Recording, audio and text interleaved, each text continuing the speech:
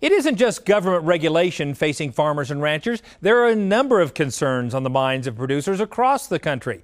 Cattlemen and women recently took a few moments to share what they believe is the biggest challenge facing our beef cattle industry. I'm vice chairman of the Political Action Committee, and personally, I think it's politics. I think that Washington, D.C. and the laws that are coming down, what's going on in Washington, D.C. with the folks that we have to, if you will, go to the Hill and work against, they certainly have a big war chest, and I think that we certainly need to keep stepping up the way we have and put a lot of money in our pack, because I think that's going to make the difference in the long run.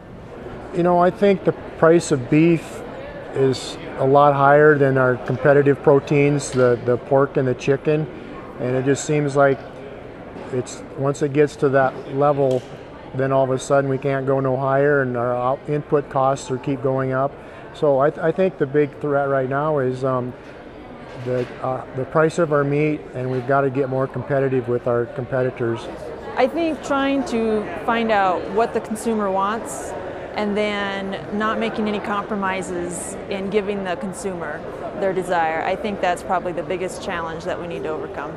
Probably one of the bigger challenges is being able to portray our lifestyle and our production practices to a consuming public that is increasingly becoming very, very concerned about what their family eats, what they eat, and we provide a great, wholesome, safe, delicious product, and we just have to continue to strive to be able to get that message out and to be able to kind of tell our story, and I think that's always going to be a pretty big challenge for us.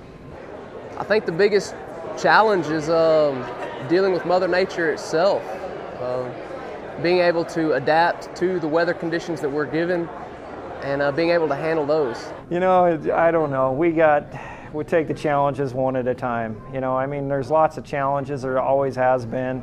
You know, I found a letter that my grandfather wrote in the 1960s, and as I was reading it, it just made me laugh, because they had all their problems that they were dealing with back then, and we got all our problems we're dealing with now. You know, but I think the important thing is to stay focused on the positives. And the positives are we've got a great product. People love it, not only people in the United States, but around the world.